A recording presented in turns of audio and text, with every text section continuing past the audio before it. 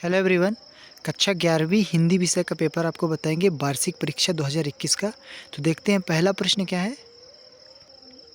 सही विकल्प चुनिए। घर की याद कविता में कवि के पिता कौन सा पाठ करते हैं? इसका घ नंबर हो जाएगा गीता पाठ। दूसरा, तेरे दिमाग में तो लोहा भरा है रे, विद्या का ताप कहाँ लगेगा, इसमें यह वाक्य है। तो यह वाक्य किसका है? त्रिलोक सिंह का, इसका आंसर हो जाएगा। तीसरा है, कुएं की खुदाई किस औजार से की जाती है? तो ग नंबर हो जाएगा इसका वसौली।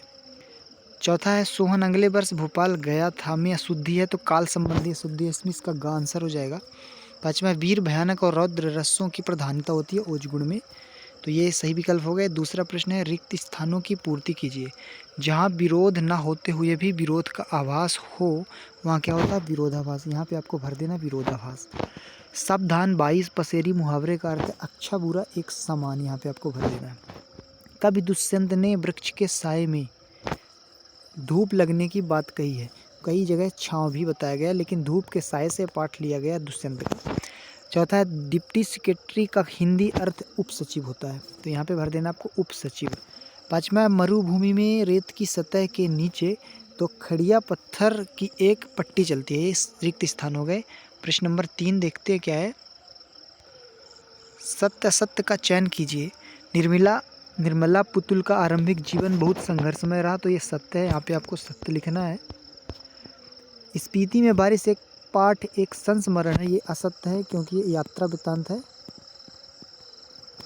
पूर्ण विराम का प्रयोग किसी वाक्य के पूर्ण होने पर किया जाता, सत्य है। पत्रकारिता का संबंध मुख्य रूप से समाचारों से है, ये सत्य है। अरुंधति एक महाकाव्य जी रामभद्राचार्य जी का ये महाकाव्य है, ये भी सत्य है। सही जोड़ी बनाइए है चौथा प्रश्न। और बात दिए हुए हैं, आओ मिलकर बचाएं, ये निर्मला पुतुल जी ने लिखा है, तो ये इसका आंसर होगा। मेरी कहानी जवाहरलाल नेहरू जी की रचना है। राजस्थान की रजत बूंदे अनुपम मिश्रा, इसका आंसर हो जाएगा। पवन का जो तत्सम शब्द होता है वो पवन है, और नाक में दम में शब्द शक्ति लक्षणा होगा, तो ये सही जोड़ी बनाइए हो गए। अब प्रश्न नंबर 5 देखते हैं। एक वाक्य या शब्द में उत्तर लिखिए। पहला, जिस काव्य में प्रत्येक पद अपने आप में स्वतंत्र होता है उसे क्या कहते हैं? मुक्तक काव्य। यहाँ पे क्या भरना? मुक्तक। जिसे क्षमा न किया जा सके उसको अक्षम्य कहते हैं, अक्षम्य। बीट से क्या आशय है? इसका हो जाएगा लेखन। सुमित्रानंदन पंत किस युग के कवि माने जाते हैं? छायावादी हैं, छायावाद। जामुन के पेड़ के नीचे दबे आदमी ने किसका शेर सुनाया था? गालिब जी बहुत मशहूर शायर थे, उन्हीं का शेर सुनाया, तो गालिब हो जाएगा इसका आंसर। तो ये आपको ऑब्जेक्टिव हो गए।